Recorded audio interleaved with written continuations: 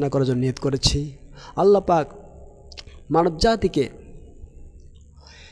সংস্কার করার জন্য, পরিবর্তন করার জন্য, অন্ধকার থেকে আলোর পথে নিয়ে আসার জন্য যুগে যুগে অনেক নবী রাসূলদেরকে প্রেরণ করেছিলেন, ঠিক কিনা? নবী রাসূলুল্লাহ সে জাতিকে ফিরাই নেওয়ার জন্য, আল্লাহমুখী করার জন্য আপ্রাণ চেষ্টা করেছে। যার দৃষ্টান্ত হযরত নূহ আলাইহিস সালাম তার জাতিকে ফিরিয়ে আনার জন্য, আল্লাহমুখী করার জন্য 9.5 বছর পর্যন্ত দাওয়াত দিয়েছেন, ঠিক কিনা? এবারে ওইভাবে এরকম করে প্রত্যেকটা নবীকে আল্লাহ পাক দুনিয়া পাঠিয়েছেন। প্রত্যেকটা নবীদের মিশন ছিল একটাই।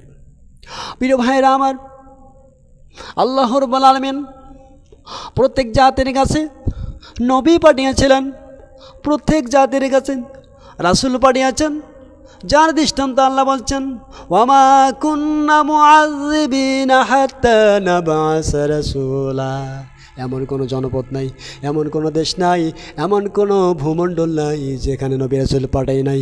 নবী রাসূল পাঠানোর পর যখন তারা নবী রাসূলকে মানে নাই, গ্রহণ করে নাই, তখন তাদেরকে আযাব দিয়ে ধ্বংস করে দিয়েছে। নাউযুবিল্লাহ। প্রিয় ভাইরা আমার, আল্লাহ পাক তখন ধ্বংস করে দিয়েছেন যখন সে জাতি ওই পয়গম্বরকে গ্রহণ করে নাই, মেনে নেয়নি, ঠিক কিনা? আমার বন্ধুগণ, হযরত আদম আলাইহিস সালামকে আল্লাহ পাক দুনিয়া প্রেরণ করেছেন। প্রথম অবস্থায় নবী আদম আলাইহিস সালামকে পাঠিয়েছেন। আদম আলাইহিস সালামকে আল্লাহ পাক যে মিশন দিয়েছিলেন, সেই মিশনটা ছিল, যে কালেমা দিয়েছেন, সেই কালেমা ছিল লা ইলাহা ইল্লাল্লাহু আদম সাফিয়াল্লাহ। আমার ভাইরা, আল্লাহ ছাড়া কোনো বিধাতা নাই। আদম আল্লাহ পাকের পক্ষ থেকে প্রেরিত রূহ, আল্লাহ পাকের প্রেরিত বান্দা। আমার ভাইরে ভাবে পরবর্তী নবীর কাছে চলে আসেন। আমার ভাইরা, পরবর্তী নবী বলেছেন লা ইলাহা ইল্লাল্লাহু নূহু নবী আল্লাহ। আমার ভাইরা, আল্লাহ ছাড়া কোনো বিধাতা নাই, নূহ আল্লাহর প্রেরিত নবী। আমার ভাইরা, পরবর্তী নবীর কাছে চলে আসেন। আমার বন্ধুগণ, পরবর্তী নবী বলেছেন লা ইলাহা ইল্লাল্লাহু মুসা কালিমুল্লাহ। আল্লাহ ছাড়া কোনো বিধাতা নেই, আর মুসা হল আল্লাহ পাকের একজন প্রেরিত বান্দা এবং রাসূল। আমার ভাইরা, এভাবে আল্লাহ পাক তার পরবর্তী নবীর কাছে চলে আসেন। তিনি বলেছেন লা ইলাহা ইল্লাল্লাহু ইব্রাহিম খলিলুল্লাহ। আমার ভাইরা, আল্লাহ ছাড়া কোনো বিধাতা নাই, ইব্রাহিম খলিল আল্লাহ পাকের নবী। আমার ভাইরা, তারপরে চলে আসেন লা ইলাহা ইল্লাল্লাহু ইসমাঈল জাবিহুল্লাহ। আমার ভাইরা, ইসমাঈল আল্লাহর পক্ষ থেকে প্রেরিত একজন সম্মানিত রাসূল ছিলেন, ঠিক কিনা? আমার ভাইরা, তারপরে চলে আসেন লা ইলাহা ইল্লাল্লাহু ঈসা রুহুল্লাহ। আমার ভাইরা, তারপরে সর্বশেষ চলে আসেন তার মিশনটা কি ছিল আর পূর্বের নবীদের মিশন কি ছিল, কোনো পার্থক্য নেই। লা নুফাররিকু বাইনা আহাদিম মির রাসূলি। কোন রাসূলের মধ্যে পার্থক্য ছিল না। প্রত্যেকটা রাসূলের মিশন ছিল একটাই, লা ইলাহা ইল্লাল্লাহু মুহাম্মাদুর রাসূলুল্লাহ সাল্লাল্লাহু আলাইহি ওয়াসাল্লাম। আমার ভাইরা, শুধু তাই না, আল্লাহ পাক প্রত্যেক জাতির কাছে নবী পাঠিয়েছেন। তার দৃষ্টান্ত বলেছেন قال يا قوم اعبدوا الله ما لكم من إله غيره আল্লাহ তা'বুদু ইল্লাল্লাহ। আমার জাতির মানুষরা, তোমরা ফিরে আসো, আল্লাহর দিকে ফিরে আসো, আল্লাহর দিকে রুজু হও। আল্লাহ ছাড়া কোনো বিধাতা নেই, কোন সুবহানাল্লাহ। আমার ভাইরা, প্রত্যেকটা জাতির কাছে আল্লাহ নবী পাঠিয়েছেন সে জাতিকে সংস্কার করার জন্য, সে জাতিকে পরিবর্তন করার জন্য, সে জাতিকে আল্লাহমুখী করাবার জন্য, সে জাতিকে অন্ধকার ফিরে আল্লাহর পথে নিয়ে আসার জন্য। আল্লাহ পাক তাই কোরআনে বলছেন আলিফ লাম মিম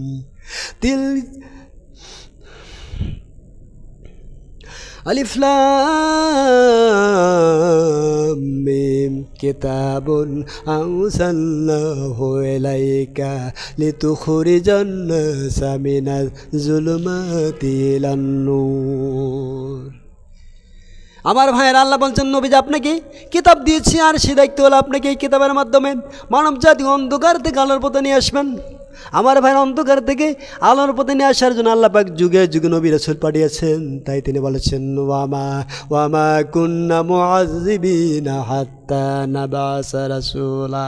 পৃথিবীতে এমন কোনো জনপদ নাই যেখানে আমি আল্লাহ রাসূল পাঠাই দেই নাই, নবী পাঠাই দেই নাই সেই জাতিকে সংশোধন করার জন্য, সেই জাতিকে সংস্কার করার জন্য কোনো না কোনো রাসূল পাঠিয়েছিলাম। আমার ভাইরা, যে জাতি ওই নবীদেরকে মানে নিয়েছে, যে জাতি ওই পয়গম্বর থেকে গ্রহণ করে নিয়েছে, সে জাতি সুফল নিয়ে সুফল বয়ে এনেছে, সে জাতি মঙ্গল কামনা করেছে, সে জাতি নিজের কল্যাণ সাধন করেছে।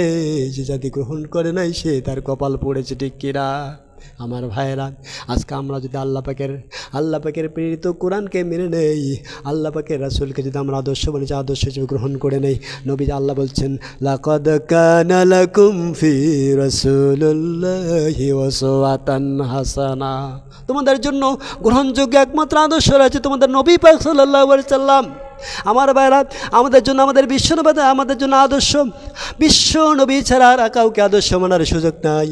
আমার ভাইরা, বিশ্বনবীকে ছাড়া যারা অন্য কোনো পথ অবলম্বন করবে, অন্য কোনো আদর্শ গ্রহণ করার চেষ্টা করবে, আল্লাহ বলছেন ওয়ামাই আবতাগি গায়রাল ইসলামি দীনান ফালান ইউকবালা মিনহু ওয়া হুয়া ফিল আখিরাতি মিনাল খাসিরিন। যারা আল্লাহ প্রেরিত ইসলামিক জীবন ব্যবস্থা ছেড়ে দিয়ে মানুষের তৈরি করা জীবন ব্যবস্থা গ্রহণ করে নেবে, আদর্শ গ্রহণ করে নেবে, তাহলে তারা কিয়ামতের কঠিন মুসিবতের দিন ক্ষতিগ্রস্তদের দলভুক্ত হবে। আমার ভাইরা, আল্লাহর প্রেরিত জীবন ব্যবস্থা আমাদেরকে মেনে নিতে হবে।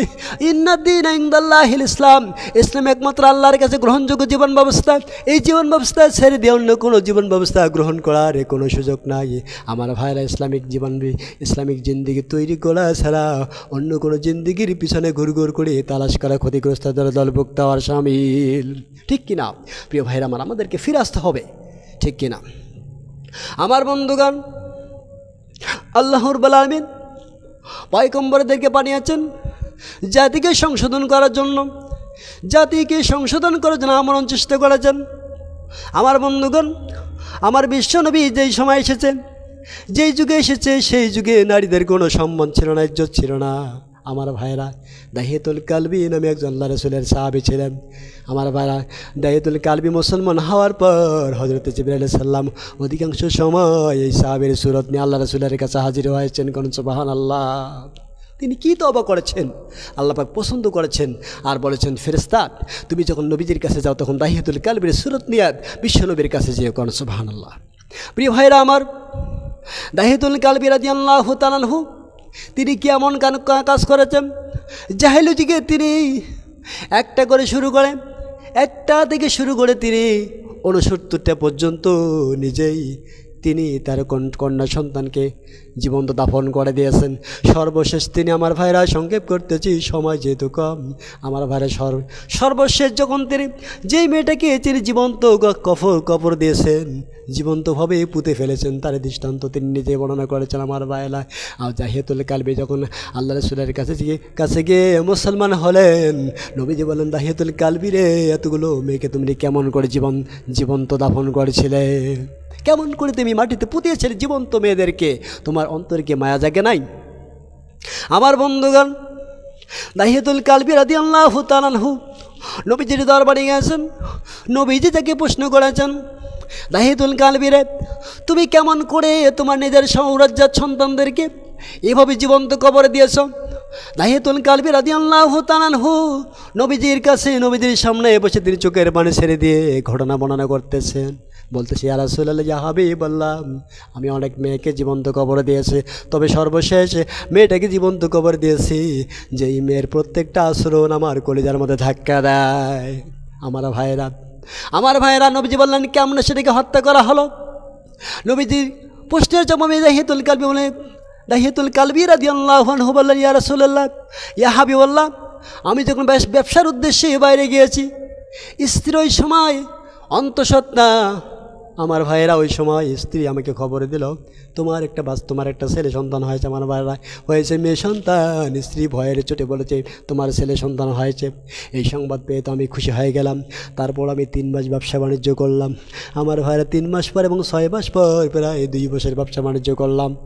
2 বছর ব্যবসা বাণিজ্য করার পর যখন আমি ফিরে আসলাম, ফিরে আসার পর দেখি বাড়িতে যখন উঠলাম, বাড়িতে ওঠার পর যে স্ত্রীকে বললাম আমার সেই ছেলেটা কই, যে ছেলের সংবাদ তুমি দিয়েছিলে আমাকে 2 বছর আগে। আমার ভাই স্ত্রী বলতেছে তোমার বাচ্চা, তোমার ছেলে তো গেছে নানার বাড়িতে বেড়াতে গিয়েছে। আমার ভাইয়েরা কিন্তু মায়ের সাথে একটা মেয়ে ঘুরঘুর করে ঘুরে মায়ের কাজের মধ্যে আর সহযোগিতা করতেছে সবসময়। আমার ভাইরা ওই যুবকের ওই দাহিয়াতুল কালবির সন্দেহ হচ্ছে এটাই মনে হয় আমার সন্তান। আর আমার স্ত্রী আমাকে মিথ্যা বলেছে যে তোমার সন্তান ছেলে হয়েছে। আমার ভাইরা কিন্তু পুরুষটা ওই সাহাবি বলতেছে, সাহাবি কোনো সময় তার স্ত্রীকে বলে নাই আমার এটাই নাকি আমার সন্তান, কোনো সময় বলে নাই। তিনি চিন্তা করেছে হয়তো হতে পারে তার নানার বাড়িতে বেড়াতে গিয়েছে, আসলে না দেখব। আমার বন্ধুগণ এরকম করে কয়েকদিন চলে গেল। দাহিয়াতুল কালবির স্ত্রী বলল একদিন হঠাৎ করে স্বামীর পায়ে ধরে পড়ে বলল, ও স্বামী গো, একটা কথা বলতে চাই, যে কথা বললে তুমি রাগ করবে নাকি? স্বামী বলতেছে, দাহিয়াতুল কালবি বলতেছে, কি কথা বলবে তাড়াতাড়ি বলে ফেলো, কোনো ভয় নাই, নির্ভয় তুমি কথাগুলো বলে ফেলো। আমার বাবা দাহিয়াতুল কালবির স্ত্রী বলতেছে, স্বামী গো, আসলে আমি তোমার সঙ্গে মিথ্যা প্রতারণা করেছি। আসলে আমার সাথে যে মেয়েটা আমাকে সর্বদাই সহযোগিতা করে, আমার সাথে হাঁটা চলা করে, আমার রান্না বান্নায় সহযোগিতা করে, আমার কাজকর্মে সহযোগিতা করে, এই বাচ্চাটাই তোমার মেয়ে, এই বাচ্চাটি তোমার ওরাজ্জান সন্তান। আপনি যদি বিদেশ থেকে রাগান্বিত হন, কোনো দম্মিত হন, এই জন্য আমি রাগান্বিত না হওয়ার জন্য আপনাকে মেয়ের পরিবর্তে ছেলের সংবাদ দিয়েছিলাম। আমার বন্ধুগণ দাহিয়াতুল কালবি রাদিয়াল্লাহু তাআলা আনহুর স্ত্রী যখন এই কথা বললেন, দাহিয়াতুল কালবির মাথা টনক নড়ে গেল। তিনি বলতেছেন, কি কও, আমি তো মেয়ে সন্তান যে হয়েছে, সমাজের মধ্যে তো আমি চেহারা দেখাতে পারবো না, সমাজের মানুষ আমাকে শিসা দেবে, সমাজ আমাকে দেখতে দেবে না, আমার ঘরে মেয়ে সন্তান হয়েছে, এটা সহ্য করা যায় না। কিন্তু তিনি প্রকাশ না করে স্ত্রীকে বললেন, ঠিক আছে, ওই তোমার মেয়েটাকে আমাকে আমার সাথে সাজিয়ে দাও, তার নানার বাড়িতে বেড়াতে যাব। আমার ভাইরা স্ত্রীর কাছ থেকে সন্তানকে ফারেক করে নিয়ে তিনি চলে গেলেন। আমার ভাইরা ওদূরে তিনি একটি কোদাল দেখে এসেছিলেন পাহাড়ের চূড়ায়। আমার ভাইরা সন্তানকে নিয়ে যাইতেছেন, চলতি পথে তিনি পাহাড়ের কাছে চলে গেলাম। সন্তান বলতেছে, বাবা, আমি তো এর আগেও নানার বাড়িতে গিয়েছি আমার মায়ের সাথে, এই পথ দিয়ে তো যাই নাই, এটা কোন পথে আপনি আমাকে নিয়ে যাচ্ছেন? বাবা বলতেছে, মা, আসলে তোমার নানার বাড়ির যাওয়ার পথ তো বিভিন্ন পথ রয়েছে, তার মধ্যে এটা একটা পথ। আমার ভাইয়ের সন্তান মনে করেছে, হ্যাঁ ঠিক মনে হয় আমার বাবা মানে নতুন পথ দিয়ে আমাকে নানার বাড়িতে নিয়ে যাইতেছে। আমার ভাইয়েরা পাহাড়ের কাছে গিয়ে একটু গর্ত খনন করতেছেন, মাটি সরাইতেছেন। আমার ভাইয়েরা ওই মেয়ে সন্তান বলতেছে, বাবা, আমরা নানার বাড়িতে যাব, আপনি কেন এখানে গর্ত করতেছেন, কি দরকার, কি প্রয়োজন? চলো আমরা নানার বাড়িতে যাই, আসার পর আমরা গর্ত করবো, আপনি কী কাজ করেন পরে করবেন। আমার ভাইয়েরা এরকম করে বারবার সন্তানটা ওই দাহিয়াতুল কালবির কাছে আরত করতেছে, বলতেছে। আমার ভাইয়েরা এক পর্যায়ে দাহিয়াতুল কালবি কাজ করতে করতে হয়রান হয়ে গিয়েছেন, গা ঘেমে গেছে। আমার ভাইয়েরা সন্তানটা নিজের জামা দিয়ে নিজের ওড়না দিয়ে পিতার শরীরটা মুছে দেয়, মুখটা মুছে দেয়। আমরা বলে, বাবা, কী দরকারটা গর্তটা খনন করা, আমরা চলে আগে যাই, নানার বাড়িতে যাই, আসার পথে না কাজটা করা যায়। আমার ভাইয়েরা কাজ করতে করতে দাহিয়াতুল কালবির গায়ে মুখে ধুলা বলে লেগেছে। মা, শিশু মা, তিনি পিতার ওই দাহিয়াতুল কালবির চেহারা থেকে বালুগুলো সরা দেয়, ধুলেগুলো সরা দেয়, বারবার তার ওড়না দিয়ে মুছে দেয়। আমার ভাইরা নিষ্ঠুর পিতার অন্তরে মায়া জাগে না, এই সন্তানটাকে সে কিছুক্ষণের মধ্যে এসে দাফন করে ফেলবে। কন্যা আউযুবিল্লাহ।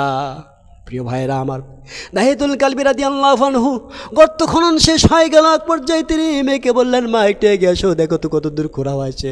আমার বড় সন্তানটা চলে আসলেন। এক পর্যায়ে তিনি মেয়েটাকে ধাক্কা দিলেন, মেয়েটা গর্তে পড়ে যায়, চিৎকার দিতেছে, বাবা গো, কি অপরাধ করেছি, কি দোষ করেছি, আমাকে এরকম করে মারার জন্য তুমি পাহাড়ের চূড়ায় এনেছো, আমাকে ছেড়ে দাও, আমাকে ছেড়ে দাও, আমি আর তোমার লজ্জা শরম, আমি আর তোমার ইজ্জত খাবো না, তোমার সমাজে যাব না, তোমাদের গ্রামে যাব না, আমাকে ছেড়ে দাও, আমাকে জানে ছেড়ে দাও, আমি এই পাহাড়ে বন জঙ্গলে ফল ফাঁকো রেখে জীবন কাটাবো, আর কোশ্চেন গলে বেঁচে থাকা অবস্থায় তোমাদের গ্রামগঞ্জ আমি আর কোনোদিন যাব না। আমার ভাইয়েরা দাহিয়াতুল কালবির অন্তরে কোনো মায়া জাগে না, বরঞ্চ তিনি পাথর তুলে ঢেল মারলেন, নিক্ষেপ করলেন, পাথরটা গিয়ে মায়ের বুকে পড়লেন, রক্ত ছিটকে আদায়তুল কালবির শরীরে পড়ে গেল। আমার ভাইয়েরা, বাবা মেয়েটা বারবার চিৎকার দিয়ে বলতেছে, বাবা গো কী অপরাধ করেছে, অন্যায় করেছি, কী দোষ করেছে, আমাকে মারতেছো, আমাকে একটিবারের জন্য ছেড়ে দাও। আমি আবার তোমার মান সম্মান খাওয়ার জন্য, মান সম্মান ধ্বংস করার জন্য, ইজ্জত তোমাকে হানি করাবার জন্য তোমাদের চেহারার সামনে কোনো দিন দাঁড়াবো না, আমাকে ছেড়ে দাও, আজীবন বনে জঙ্গলে থেকে জীবন কাটিয়ে দেব। আমার